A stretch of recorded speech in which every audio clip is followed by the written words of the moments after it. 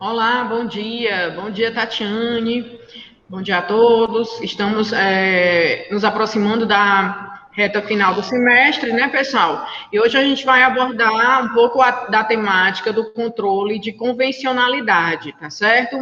O que vem a ser, né, esse modelo mais recente de controle, né, de conformidade das leis e atos normativos internos, né? Com a questão dos tratados e convenções internacionais, tá bom?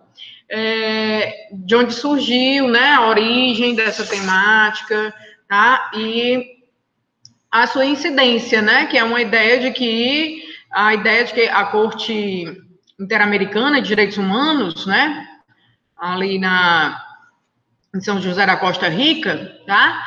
Capital da Costa Rica, enfatiza aí a necessidade de que os juízes, né, e tribunais nos Estados membros, tá, das convenções, eles realmente consigam, né, fazer esse cotejo, tá? Essa ideia aí de verificar, né, a verificação da compatibilidade, né, dessas leis internas, leis e atos normativos, e até mesmo dos atos do Poder Legislativo e Executivo, com as convenções e tratados de direitos humanos, né? Tratados internacionais de direitos humanos, tá certo? Vou colocar aqui a apresentação para a gente no nosso slide, que está lá no material de vocês, tá bom, Tatiane?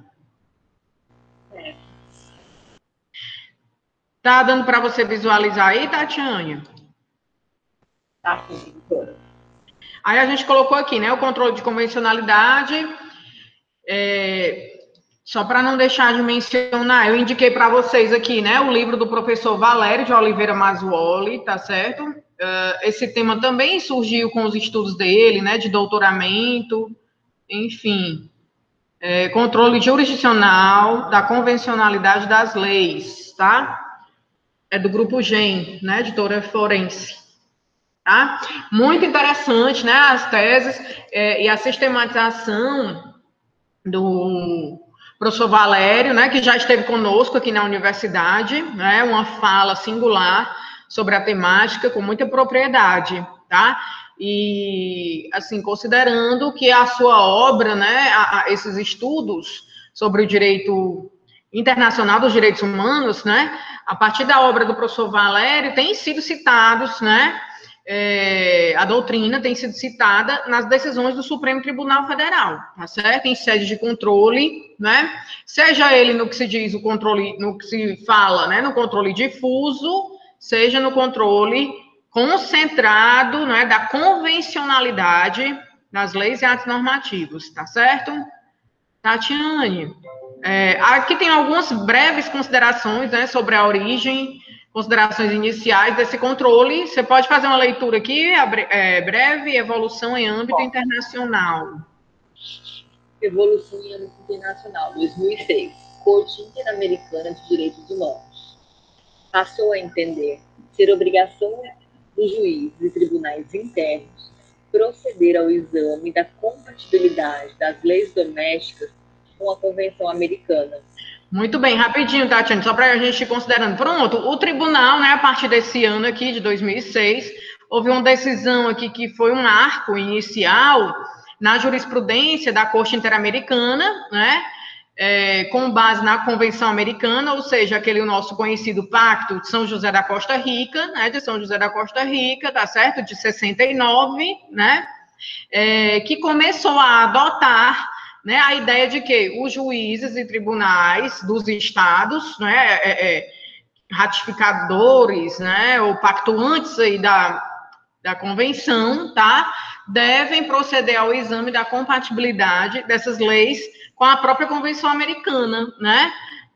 Tem esse exame aí que deve ser primário, que deve ser prioridade nos Estados membros, tá certo? Aí esse início da evolução jurisprudencial, Tatiane.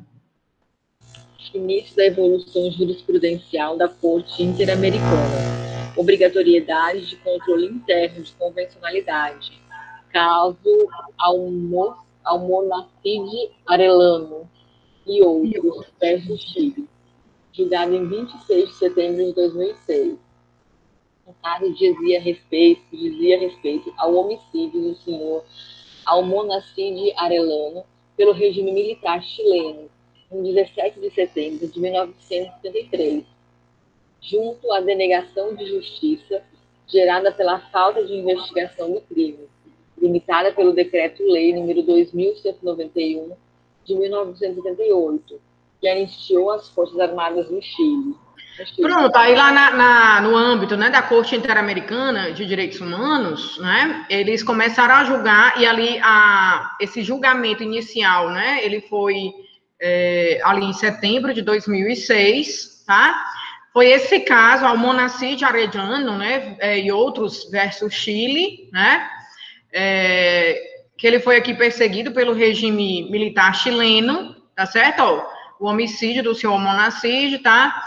E a denegação de justiça, né, pela falta de investigação do crime, tá certo? Então, foi um julgamento que consolidou ali no âmbito da Corte Interamericana de Direitos Humanos, tá, Tatiane? A ideia de que os juízes, ele até fala, o professor Valério, que ele cita, né, na sua obra, um breve trecho aqui relativamente ao caso, que ele diz assim, ó, só localizando. Na síntese, Tatiane, ele vai dizer para a gente o quê? Que os juízes, né, e tribunais internos, ó, dos estados pactuantes, né, dos estados membros, tá? Eles devem fazer esse exame, essa verificação, né, de se as leis domésticas do Brasil, por exemplo, né, as nossas leis nacionais, elas estão de acordo com as convenções americanas, né, com os tratados internacionais de direitos humanos, tá certo? E aí, no nosso sistema, tá aqui a fonte da pesquisa, né, professor Valério Mazzoli, 2018, certo? Aqui do livro, tá, Tatiane?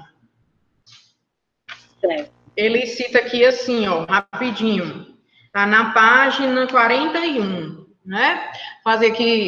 Vou fazer aqui uma breve leitura também, Tatiane, só para demonstrar a citação do próprio caso, certo? Ele disse, o caso julgado em 26 de setembro de 2006, em que ficou assentado o seguinte, né, Corte Interamericana, sobre a obrigatoriedade do controle interno de convencionalidade. A Corte tem consciência, olha lá, citação da própria decisão, tá? De que os juízes e tribunais internos estão sujeitos ao império da lei e, por isso, estão obrigados a aplicar as disposições vigentes no ordenamento jurídico. Porém, quando um Estado ratifica um tratado internacional, como a Convenção Americana, né, que é o conhecido Pacto de São José da Costa Rica, seus juízes, como parte do aparato do Estado, também estão submetidos a ela, o que os obriga a velar para que os efeitos das disposições da Convenção não se vejam prejudicados pela aplicação de leis contrárias ao seu objeto e fim, e que desde o seu início carecem de efeitos jurídicos. Em outras palavras, o Poder Judiciário deve exercer uma espécie de controle de convencionalidade entre as normas jurídicas internas que aplicam nos casos concretos e a Convenção Americana sobre os Direitos Humanos. Nesta tarefa, o Poder Judiciário deve ter em conta não somente o tratado, senão também a interpretação que do mesmo tem feito a Corte Interamericana, intérprete última da Convenção Americana. Tá claro, Tatiane, o que eu li aqui para ti? Sim, professora. Quer dizer, né, que nessa visão aqui nossa, do nosso sistema de controle de constitucionalidade, tá certo? Não prevalece somente hoje em dia mais a ideia, né, do controle vertical da Constituição Federal, né? Tendo como parâmetro a Constituição Federal, tá certo, Tatiane? Então, também as convenções, aí no caso a Convenção Americana, né, de Direitos Humanos, tá certo? Vai servir como parâmetro para esse controle da norma interna, né? Para esse controle da lei nacional, da lei doméstica. Quer dizer, o juiz, quando verifica ali no caso concreto, né, ou os ministros do Supremo, quando verificam no controle concentrado, eles também devem fazer esse juízo de verificação da compatibilidade para ver se essa lei nacional, ela está em acordo, né? Ela está conforme a Convenção Americana, ali, o Pacto de São José, e aos tratados de direitos humanos como um todo. Isso tudo é visando o quê? Aí, veja bem, Tatiana, se a lei, né, não estiver em acordo com essa convenção, né, o que é que prevê esse controle de convencionalidade, né? Que seja afastada a própria lei, né, em prol da aplicação da convenção ou do tratado internacional, entendeu? Quer dizer, é o que for, é o pro homine, né, o princípio do pro homine, do que é mais benéfico na aplicação em sede da dignidade da pessoa humana, dos direitos fundamentais, tá certo, Tatiane? Sim, professora. Ou seja, se busca aplicar, né, no âmbito dos direitos, do direito internacional dos direitos humanos, né, o regulamento, né, a execução da política mais benéfica ao cidadão, tá certo? Seja de apurar a verdade, né, do acesso à justiça, como nesse caso aí do Almonacid Arellano, né, versus o Chile, Estado do Chile, seja de apurar, como foi no caso, que inicialmente o Supremo, naquele caso do mensalão, da ação penal 470, né, entendeu por não aplicar o duplo grau de jurisdição, tá certo? E depois isso aí foi revisto também, enfim, como a gente sabe que até o Supremo, né, mudou depois de posicionamento naquela ideia das ADCs, né, 43, quer dizer, o cidadão não vai cumprir, né, a prisão, né, ou cumprir a execução da pena, né, dar cumprimento à execução da pena, a não ser que já exista sentença penal condenatória transitada em julgado, ou seja, da qual não caiba mais nenhum recurso, né. No início também o Supremo não interpretou, né, de uma maneira tão devida, tá? Essa questão aí do duplo grau da jurisdição, certo? E até mesmo que poderia ter, acabou que se considerou ali inicialmente o fenômeno da conexão, né? De vários daqueles que estavam ali sendo denunciados e que não tinham foro por prerrogativa de função, tá certo? E acabaram sendo julgados todos em conjunto, que depois acabou sendo desmembrado, né, Tatiane, que é justamente para possibilitar que essas pessoas que não têm o foro por prerrogativa de função, elas possam o quê? Recorrer, né, para as instâncias superiores, tá? Tem um caso também, o professor Valério, ele trata aqui no livro, né, desses casos práticos, aí do controle de convencionalidade, tá? A gente pode estar tratando nas próximas aulas também. Tatiane, você pode continuando aqui, ó, no próximo slide? Posso sim. Controle de convencionalidade significa que os tratados internacionais de direitos humanos em vigor no Brasil são também, assim como a Constituição, paradigma de controle da produção normativa doméstica. É o que se denomina controle de convencionalidade das leis, o qual pode se dar tanto na via de ação, controle concentrado, quanto pela via de exceção, controle difuso. Em 2008... Pronto, rapidinho aqui, Tatiane, só para comentar, né, esse primeiro parágrafo, tá certo? Você está vendo aqui, né? A gente colocou, é muito com base na obra aqui do professor Valério Mazzololi, tá? Essas citações, tá certo, Tatiane? Tanto é que está entre aspas aqui, ó, tá? O que quer dizer isso aqui? O controle de convencionalidade significa, né, que eu tenho mais um parâmetro vertical, né, de apreciação, tá? Das leis internas, das leis nacionais, tá certo? Para que os juízes e tribunais, eles verifiquem, né, se aquela lei, ela está de acordo com a Constituição Federal, no caso, geralmente, né, num controle difuso ou num controle concentrado lá no Supremo, vai se ter como parâmetro a Constituição Federal, tá certo? Ou, Tatiane, e ainda, né, além do mais, quer dizer, surge essa nova ideia, esse novo modelo aí, que também não é algo recente, né, como a gente ia comentar, tá?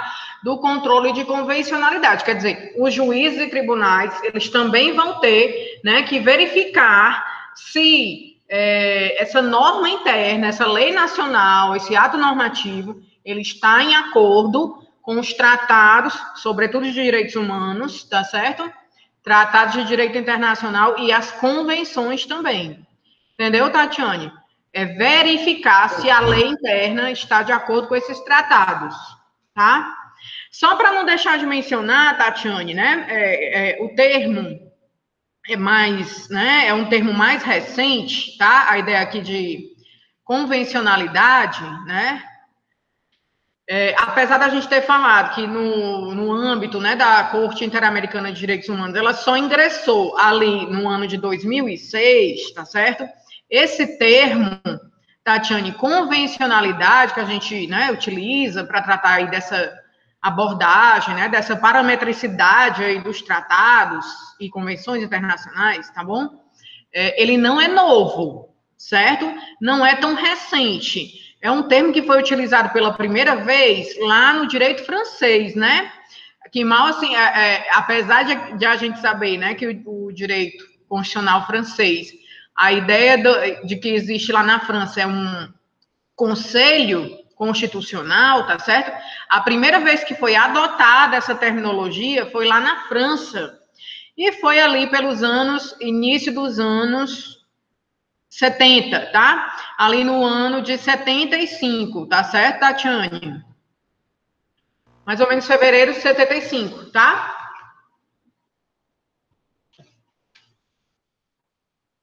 Ok? Ok.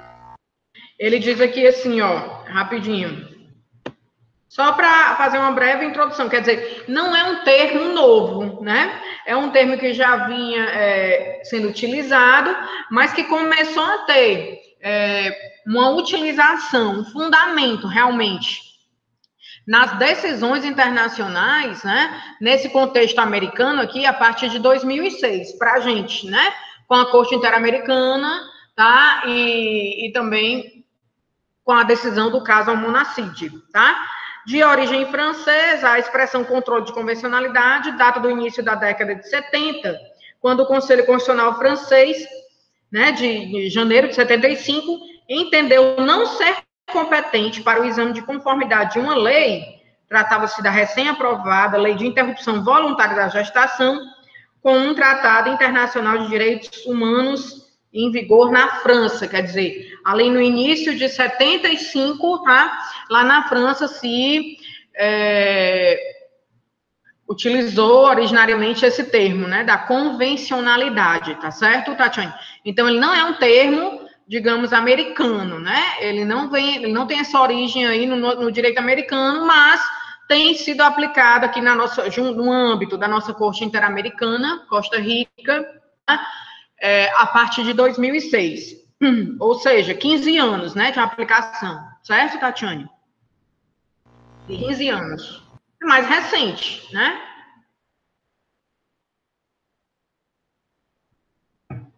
Já tem algum tempinho, mas acaba sendo mais recente a incorporação dessas temáticas, né, desse controle. Aí, Tatiane, você leu aqui para a gente também no slide, né? Dizendo, significa que os tratados internacionais de direitos humanos são também, assim como a Constituição, paradigma de controle da produção normativa doméstica, né? As leis domésticas, as leis nacionais devem estar de acordo com esses tratados e convenções internacionais, tá certo? Seja no controle concentrado, seja no controle difuso. Agora sim, Tatiane, é deixar claro que a partir da Constituição de 88, ali de outubro de 88, né, quando a nossa Constituição foi promulgada, tá certo? Ela prevê a ideia dos tratados, né, que o Brasil vai ratificar, vai ser signatário de alguns tratados, tá certo?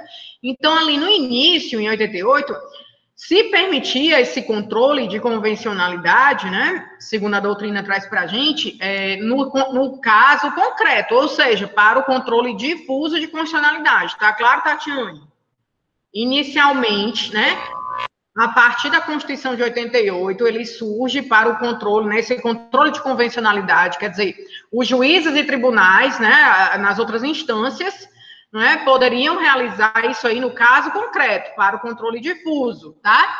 Aí, a partir da reforma do judiciário, né, Tatiane, quando é que foi essa reforma do judiciário? Qual é a emenda? Você está lembrada? É 45? Isso, a emenda 45, né, de 2004, certo? A partir da emenda 45 de 2004, é que esses tratados e convenções, eles também vão servir de parâmetro para o controle concentrado no âmbito dos tribunais, ou seja, por exemplo, lá no Supremo Tribunal Federal, tá entendendo, Tatiane? Ou seja, é a partir da emenda da reforma do judiciário que vai poder ser proposta uma ADI, uma ADC, um ADPF, tendo como parâmetro ali na ação, na petição, né, alegativa, argumentação de que está havendo um desrespeito, uma desconformidade à Convenção Americana de Direitos Humanos, que é o nosso pacto, né, de São José da Costa Rica, ou algum tratado de direitos humanos, né, que tenha sido validado no nosso ordenamento, Tatiane, pelo quórum, né, que existe para as nossas emendas à Constituição, né, para as emendas constitucionais, que é aquele quórum qualificado de 3/5, tá? Então, o tratado ele vai ser ratificado pelos 3/5 em 2 turnos nas 2 casas do Congresso, certo, Tatiane? O que é que eu estou dizendo aqui? Que esse controle concentrado, né, ele vai se dar com base nos tratados de direitos humanos que tenham sido ratificados, né, pelo Brasil e aprovados pelo quórum da emenda à Constituição. Você está com a tua Constituição aí, Tatiane?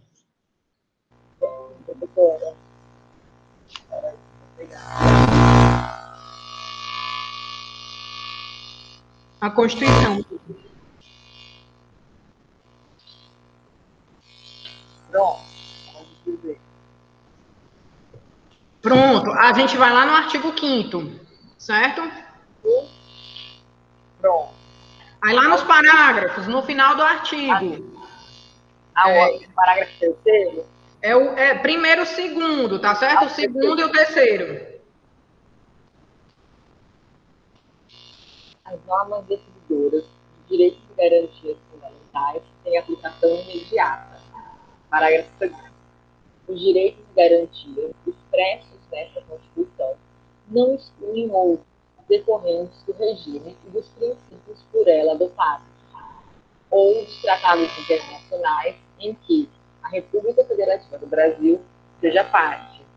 Pronto, rapidinho, o segundo aqui. Eu tenho aqui no parágrafo 2º, né, que o Brasil, a partir de 88, ele já admitia, né, essa abrangência, né, essa inserção, esse acatamento, tá certo, dos tratados internacionais em que a República Federativa do Brasil seja parte, né? Não excluem outros princípios, né? Quer dizer, o que for de princípio que tiver previsto no tratado internacional vai ser acatado, desde que esteja em consonância com os valores da nossa ordem democrática, né? Aí o terceiro, Tatiane, que é justamente, né, que foi acrescido pela reforma do judiciário, tá? Acrescentada aí pela emenda 45. Os tratados e convenções internacionais sobre direitos humanos que forem aprovados cada Casa do Congresso Nacional em 2 turnos, os 3/5 dos votos dos respectivos membros serão equivalentes às emendas constitucionais. Pronto, Tatiane. Aí eu tenho o quê? Que o legislador constituinte, né, derivado no seu poder de reforma, ele vem a dizer para a gente, né, a partir aí de 2004, que esses tratados de direitos humanos, né, por exemplo, o nosso Estatuto da Pessoa com Deficiência é um deles, né, que foi aprovado por esse quórum aí das emendas, tá? Então, esses tratados de direitos humanos, né, que forem aprovados nesse quórum, eles são formal e materialmente equivalentes a uma emenda à Constituição, né? Eles estão no mesmo nível da emenda à Constituição, tá certo? Então, formal e materialmente são cláusulas, né? São normas incorporadas ao nosso ordenamento jurídico, tá? E, portanto, vão servir de paradigma, né? De parâmetro para essa confrontação em relação às normas internas, tá certo? Quer dizer, as normas internas devem estar, né, em conformidade, além de estar em conformidade com toda a Constituição, né? Está em conformidade com esses pactos internacionais que tratam de direitos humanos, sobretudo se eles forem aprovados por esse quórum aqui, entendeu, Tatiane? E aí, esses tratados, eles vão dar margem a que se faça, né, que se possa propor aquelas ações de controle concentrado lá no Supremo, né, tendo como argumento a violação, né, um argumento de que uma lei interna está violando essa convenção ou tratado internacional de direitos humanos, tá certo? Aí você poderia perguntar assim, professora, e aí teve até já um amplo debate no Supremo, né, sobre essa, e a ideia também do professor Mazzoli era falar sobre a hierarquia das fontes, né? E aí como é que ficam os outros tratados que não foram aprovados, né? Tratados de direitos humanos que não foram aprovados pelo quórum das emendas, né? Eles ficam no nível aí de supralegalidade, certo? Quer dizer, estão ali no âmbito, né, do ordenamento jurídico, tá certo? São acatados, tá? Mas não vão servir como esse parâmetro para o controle concentrado, né? Mas as leis também devem guardar respeito, né? Devem guardar obediência a esses pactos de direito internacional, sobretudo se eles forem validados por esse quórum aí das emendas, entenderam? Então, Tatiane, os que não forem validados, né, aprovados pelo quórum das emendas, eles vão ficar num nível aí que se considera de supralegalidade, quer dizer, acima das leis, né, das espécies normativas comuns, mas ali ainda não incorporados formalmente, né, ao ordenamento jurídico constitucional, tá certo? Tá claro até aqui, Tatiane? Professora. É bem interessante, né? O professor Valério, ele fala assim, que no início não tinha nem essa ideia de ele estar trazendo essa sistematização, né, dessa teoria aí da convencionalidade para o nosso sistema brasileiro aí com a tese dele, né, de doutorado, enfim, mestrado, doutorado, mas aí ele tratava muito mais da questão do diálogo das fontes, né, como esses tratados eram acolhidos, acatados no âmbito até no âmbito da aplicação dessas decisões judiciais, tá certo? Então, é muito importante, né? Ele fala ali no todo, sabe, Tatiane, numa ideia de se alcançar um estado maior, né? O que se chama um ius comune, né? Um estado comum, um estado do bem-estar mais amplo, né? Considerando os países, né? Todos os países e estados membros desses pactos, certo? Então, ele fala muito na questão do diálogo das fontes, né? E aí considera, na verdade, que todos os tratados têm que ser observados nesse contexto. Agora, para o Supremo Tribunal Federal, né, no nosso país, ele já disse o quê? O Supremo, que os tratados que forem aprovados por este quórum aí das emendas, né? Esse quórum aí de 3/5 e 2 turnos de aprovação, eles vão servir como parâmetro para o controle concentrado de constitucionalidade. E todos os demais, tanto o controle concentrado como o controle difuso, né? Os demais tratados. Tatiane, você pode continuar aí a leitura em 2008, ó, começaram a usar, né, as teses aí do professor Valério Mazzuoli. Em 2008, o Pleno do Supremo Tribunal Federal reconheceu que os tratados de direitos humanos valem mais do que uma lei ordinária. HC 87.585, Tocantins, isso? Isso, aí o RE é um recurso extraordinário, 466.343 de São Paulo, né? Estavam em pauta a tese do ministro Gilmar Mendes, que defendia o valor supralegal dos tratados de direitos humanos, e a tese do ministro Celso de Mello, que sustentava o valor constitucional desses tratados. A primeira tese venceu a segunda por 5 votos a 4. Que quer dizer o quê? Na verdade, os tratados de direitos humanos, né, que são ratificados pelo Brasil, né, do qual o Brasil é signatário, né, eles têm esse valor de supralegalidade em relação à lei comum, à lei ordinária, tá? Mas os tratados que vão ser aprovados por esse quórum, como é o caso da pessoa com deficiência, né, do Estatuto da Pessoa com Deficiência, ele já vai valer como parâmetro formal, né, para a declaração da inconstitucionalidade ou da inconvencionalidade, como eles chamam, né, em relação ao Tratado de Direitos Humanos aprovado com o quórum das emendas, tá? Nesse contexto aqui, venceu essa tese, né, que defende o valor supralegal dos tratados de direitos humanos. Esses tratados aqui são os tratados em geral, né? Não são aqueles que são aprovados pelo quórum das emendas. No Brasil, Tatiane, o controle de convencionalidade... No Brasil, o controle de convencionalidade foi objeto da tese de doutorado de Valério Mazzuoli. Para o referido professor, todos os tratados internacionais de direitos humanos ratificados pelo Estado e em vigor no Brasil têm nível de normas constitucionais, tanto por hierarquia material, status de norma constitucional, quanto por hierarquia material e formal, equivalência de emenda constitucional. Que são aqueles aprovados, né, pelo quórum das emendas, certo? Validade formal aqui equivalem às emendas, né, por esse quórum que você leu aqui no parágrafo, né, 3º do artigo 5º, certo? Sim. Mas, assim, a ideia do professor Valério é que todos deveriam valer, né, para essa declaração de inconvencionalidade, né? Ele coloca todos mais ou menos aqui no mesmo nível, né? Ele faz a consideração para todos os tratados de uma maneira geral. O Supremo, ele vai, né, trazer uma questão mais limitada. Aí você, como paradigmas do controle concentrado...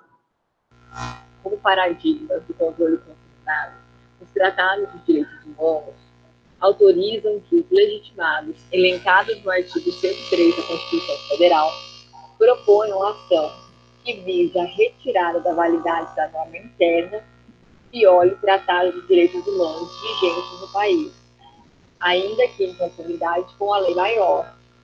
Pode continuar?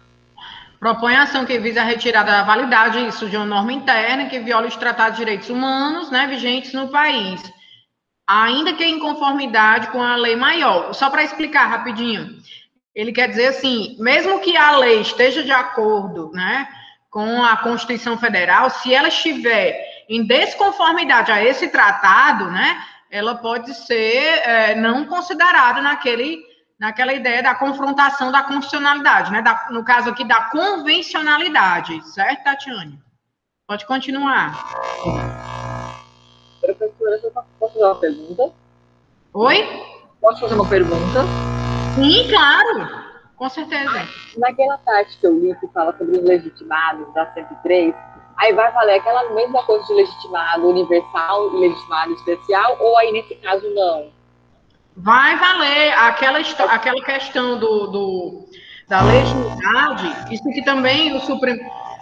Porque, veja bem, Tatiane, aquela ideia da legitimidade universal e especial é uma questão de um pressuposto processual para a ação, certo? Que, apesar de não estar instituído na lei, certo, Tatiane? O Supremo é quem vai aferir, né? Na verdade, o Supremo acabou consolidando na jurisprudência, nas especial, ou seja, ele vai ter que dizer por que ele está ingressando com aquela ação, entendeu? Ele vai ter que explicitar qual é o tema, qual é a pertinência temática de ele estar ingressando com essa ação, né? E o legitimado universal, não, ele é mais neutro, certo? Então, assim, certamente vai ser os mesmos requisitos, entendeu, Tatiane? A ação e a legislação é a mesma, a 9868/99, né? Se for ADI, né? Se for ADO, a 9868/99, e a ADC também, a mesma lei, mesmo trâmite, certo? Então, o que é que vai mudar aqui, Tatiane? Vai mudar porque é muito interessante tua pergunta, né? Que vai suscitando outras questões, tá certo? Vai mudar porque, além de eu ter o parâmetro da Constituição Federal, né? lá no Supremo, além de eu ter esse parâmetro, eu vou ter outro parâmetro também de observância das leis, né? Saber se essas leis estão em conformidade com os tratados e convenções internacionais, certo? Sobretudo esses tratados de direitos humanos aprovados pelo quórum das emendas à Constituição. Entendeu? O que é que vai alterar no controle de convencionalidade?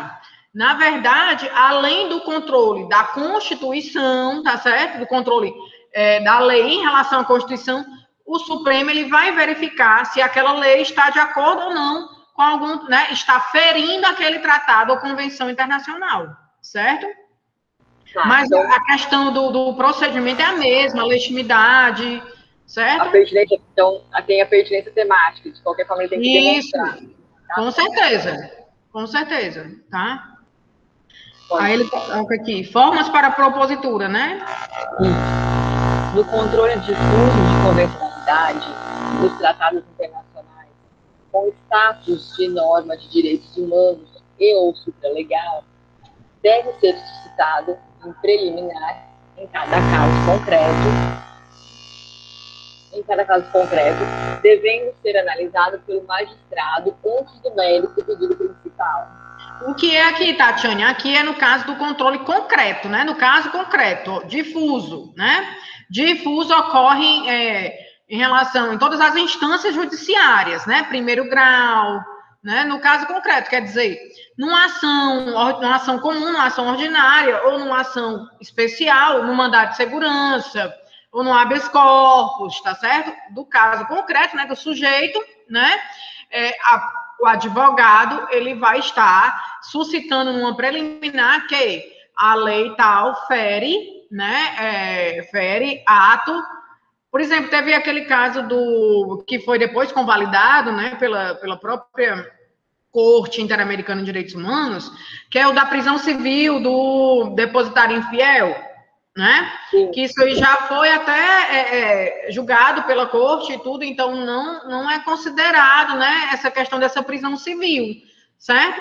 Então, digamos que eu tivesse um caso concreto, um habeas corpus, o cidadão ele poderia questionar se não tivesse sendo cumprida a Convenção Americana em relação, né, ao devedor civil, certo, Tatiane? No caso concreto, né, no habeas corpus, digamos, tá?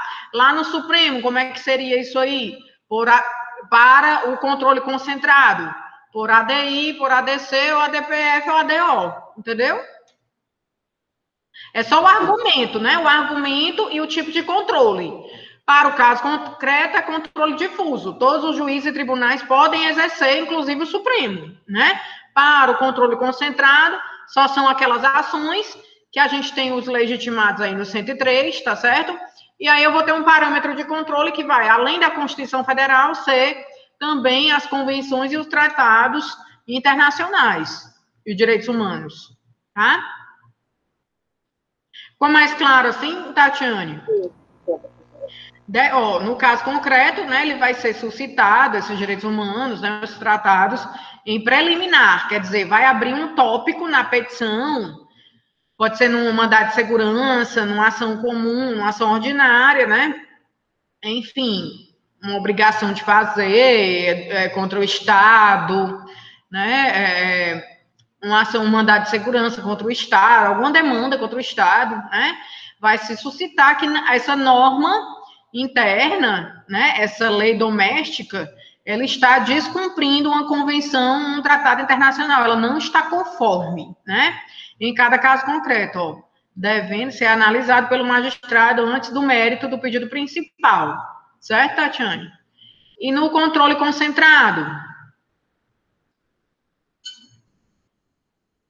No controle concentrado de convencionalidade, os tratados aprovados correspondem a emendas constitucionais. No controle concentrado de convencionalidade, serão cabíveis todas as ações do controle concentrado, como a DIN para invalidar norma infraconstitucional por inconvencionalidade. Inconvencionalidade, quer dizer, não está de acordo com o tratado ou com a convenção, né? ADC, né? ADC para garantir a norma infraconstitucional, a compatibilidade vertical com o Tratado de Direitos Humanos, formalmente constitucional. e a ADPF, para exigir o cumprimento de um preceito fundamental previsto em tratados de direitos humanos formalmente constitucionais. Todas as ações deverão ser propostas perante o Supremo Tribunal Federal. Pronto, aqui é porque é o controle concentrado, né? Então, o foro competente ali vai ser o Supremo, né? Nesse âmbito aqui do controle concentrado de convencionalidade, tá certo? Nos demais juízes e tribunais também pode ser exercido o quê? O controle difuso, que aí vai ser para cada caso concreto, né, Tatiane? Cada caso concreto, certo? No mais, Tatiane, a gente pode sintetizar aqui a ideia, né, do professor Valério, que realmente a tese central, né, para esse controle de convencionalidade é essas ideias que vieram aí dos estudos do professor Valério, que têm sido aplicadas no âmbito do Supremo Tribunal Federal e de outros juízes também, que é a ideia de você ter um parâmetro, né, se ter um respeito a esses tratados e convenções internacionais, né, se ter a conformidade, quer dizer, a elaboração das normas internas no Brasil, ela deve estar em acordo, né, com esses tratados de direitos humanos, com essas convenções americanas, enfim, certo? O Pacto de São José da Costa Rica, o Estatuto da Pessoa com Deficiência, né? As normas que venham a ser elaboradas, normas que eu digo, né, digamos, num posicionamento hierárquico, né? Leis ordinárias, leis complementares, né? Devem estar de acordo com esses tratados e convenções internacionais. E tudo isso é visando o bem comum, né? Ele fala o ius comune, o direito comum, uma dignidade da pessoa humana. Quer dizer, a norma ela pode vir até a ser afastada, Tatiane, em prol da aplicação de um regulamento desses, da Convenção Americana, ou enfim, de um tratado de direitos humanos validado pelos países signatários, tá certo? Pelos Estados-membros, né? Pelas partes, certo? Basicamente essa é a ideia, mas assim, a gente realmente resumiu aqui, sintetizou a visão, né, do professor Valério Mazzuoli, certo? Que a ideia dele ainda vai além, né? Ele diz que todos os tratados deveriam ser considerados como material e formalmente constitucionais, né? Como esse parâmetro para esse controle, tá certo? A gente até tem essa conclusãozinha, posso depois deixar lá no material didático para vocês, Tatiane. É só uma folha, aliás, 2 páginas, tá? Bem simples também a ideia, né? É simples, eu digo, de fácil compreensão a ideia do professor aqui no contexto dos direitos humanos, certo? A gente pode estar até fazendo uma breve leitura. Certo é que esse controle interno de convencionalidade não exclui, olha lá, é interessante também falar isso aqui, né? Não exclui controle externo, quer dizer, esse controle, as decisões da Corte Interamericana, elas também são soberanas, tá? E tanto é que a própria Corte decidiu lá naquele caso, né, inicial de 2006, do Almonacid, que a interpretação que a Corte Interamericana faça também deve ser considerada, né, pelos estados pactuantes, tá certo? Certo é que esse controle interno de convencionalidade, quer dizer, dos estados, né, pactuantes, membros, não exclui o controle internacional da convencionalidade, exercido, por exemplo, pela Corte Interamericana de Direitos Humanos, que atua em última análise. Por isso, trata-se de controle secundário, não primário. O controle nosso interno é primário, o controle da Corte Interamericana é secundário, né, vai ser no momento posterior, quando o Poder Judiciário Nacional falhar na proteção ou não exercer a proteção dos direitos previstos nos tratados de direitos humanos em vigor. Certo?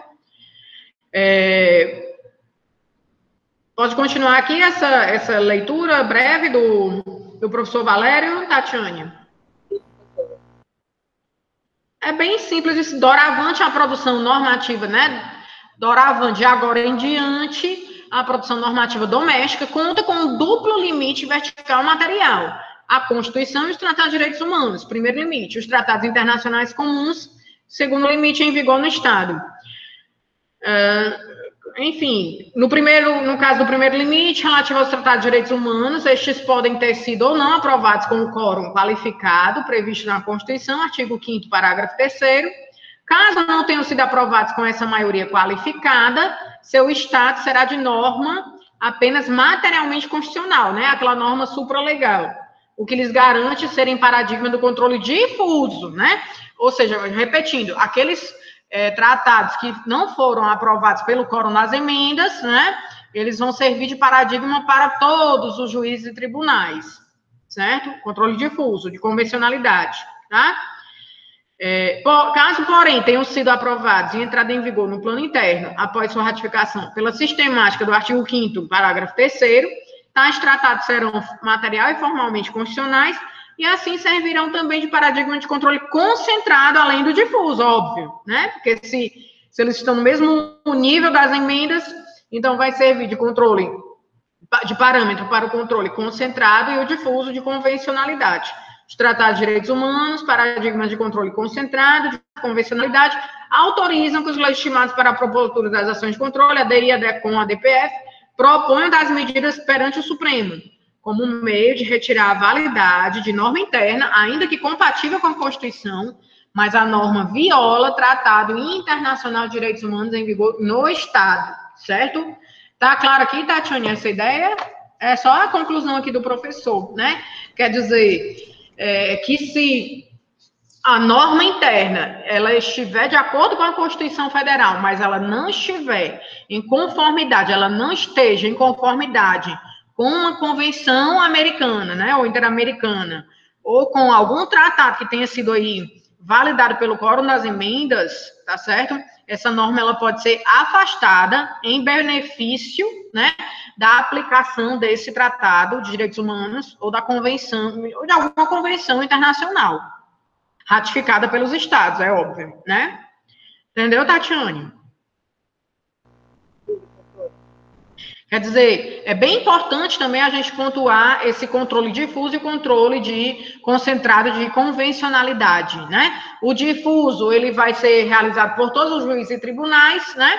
O concentrado lá no âmbito do Supremo, tendo como as ações a ADI, a ADC, a ADECOM, a ADPF, a ADO, né? E como legitimados aqueles que estão lá no 103, o mesmo procedimento, tá certo? E como argumentação, como um parâmetro a mais, né? Um duplo limite vertical, como ele fala aqui, né? A ideia também, além da Constituição Federal, dos tratados e convenções internacionais, sobretudo em se considerando os tratados aprovados pelo quórum das emendas à Constituição, artigo 5º, parágrafo 3º, certo? Para o controle concentrado de constitucionalidade das leis internas, né? Essas leis internas devem estar de acordo também com os nossos tratados e convenções internacionais de direitos humanos, certo, Tatiane?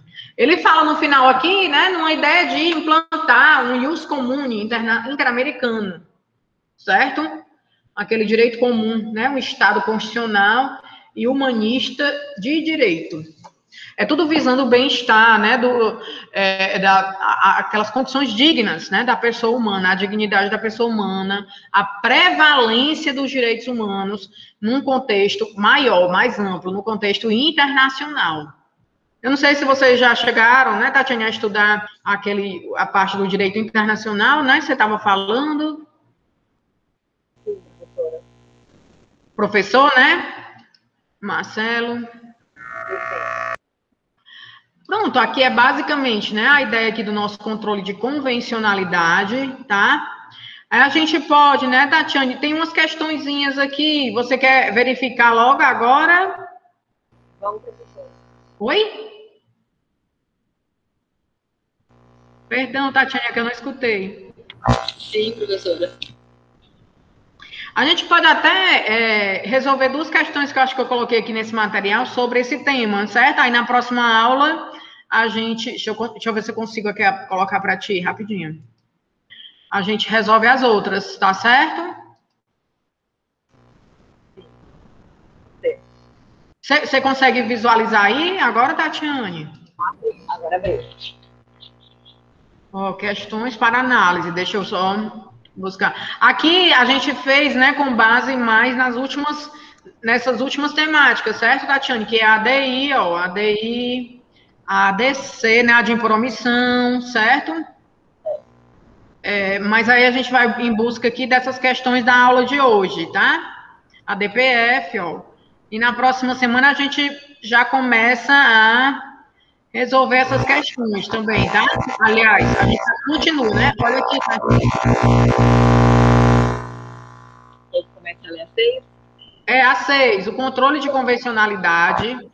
O controle de convencionalidade já reconhecido na prática judiciária nacional, bem como pela jurisprudência do Supremo Tribunal Federal, consubstancia-se na ideia de que as leis ordinárias podem ser controladas não somente em relação à sua conformidade com a Constituição Federal, mas tendo ainda como parâmetro tratados e convenções internacionais, tendo como base a jurisprudência do Supremo Tribunal Federal acerca dos tratados internacionais.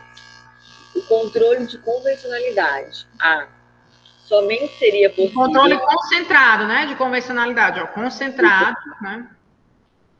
Somente seria possível nos casos em que um tratado ou convenção tenha sido aprovado pelo Poder Legislativo, seguindo o processo de aprovação de emendas constitucionais. B. Com base... Tem como base, né? Tem como base todos os tratados de direitos humanos incorporados ao ordenamento interno. C. Não se diferencia do controle de constitucionalidade das leis. E D não pode ser. D. Não pode ser realizado no Brasil, porque os tratados internacionais têm a mesma hierarquia que as leis ordinárias. A D a gente já está vendo aqui, né, que é falsa, né? Falsa, porque esses tratados não têm a mesma hierarquia. Inclusive, a gente falou que se eles não estão aprovados por esse quórum, eles vão ficar numa ideia de supralegalidade, né? Aí não se diferencia do controle de constitucionalidade das leis. O que você acha? Falso, né? Se diferencia. Por quê? Porque a gente vai estar aferindo aí com base em convenções, né? E tratados internacionais. O B, tem todos os tratados de direitos humanos? Não, né? A gente acabou de ver aqui que para o controle concentrado, o que equivale?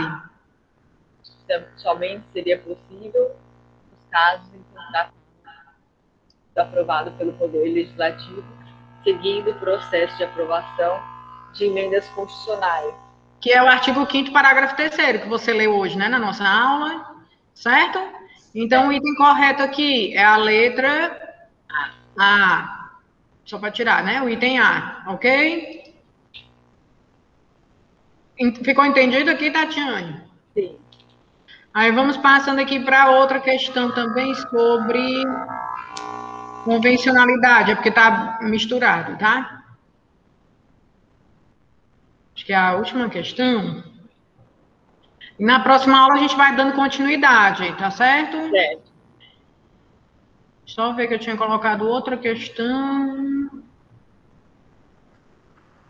Tá aqui, ó, a 12. 12. Sobre o controle de convencionalidade e considerando o posicionamento adotado pelo Supremo Tribunal Federal, no atual sistema normativo brasileiro, os tratados que possuem status normativo supralegal estão unicamente sujeitos ao controle de convencionalidade concentrado, independentemente da forma como foram incorporados ao ordenamento interno, admitindo-se o uso de todos os instrumentos de controle abstrato perante o Supremo Tribunal Federal. Tá certa essa resposta aqui, Tatiane? Não. Unicamente, ó, nada a ver, né? No atual sistema, unicamente, não é o controle concentrado, né? Eles também podem, eles vão estar no controle difuso, né? Os status supralegal, lembra? Não sujeitos A um controle concentrado sui generis de competência originária do Supremo Tribunal Federal por meio da arguição de descumprimento de preceito fundamental, quando for relevante o fundamento da controvérsia entre o tratado internacional e o direito interno suscitado. C. São submetidos a um controle de convencionalidade difuso, sendo dever do juiz natural realizar a verificação da compatibilidade das normas internas com as convencionais, mediante a provocação do interessado ou ex officio. D. Aí a D.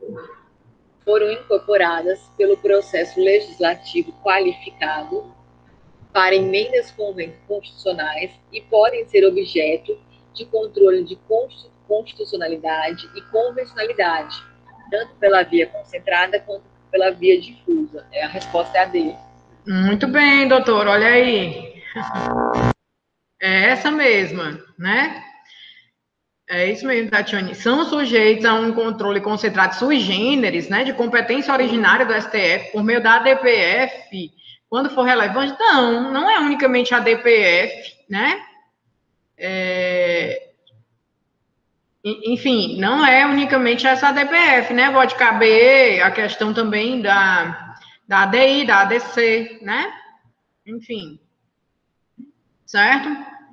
Aí, a C, são submetidos a um controle de convencionalidade difuso, sendo dever do juiz natural realizar a verificação da compatibilidade das normas internas com as convencionais mediante provocação do interessado ou ex officio.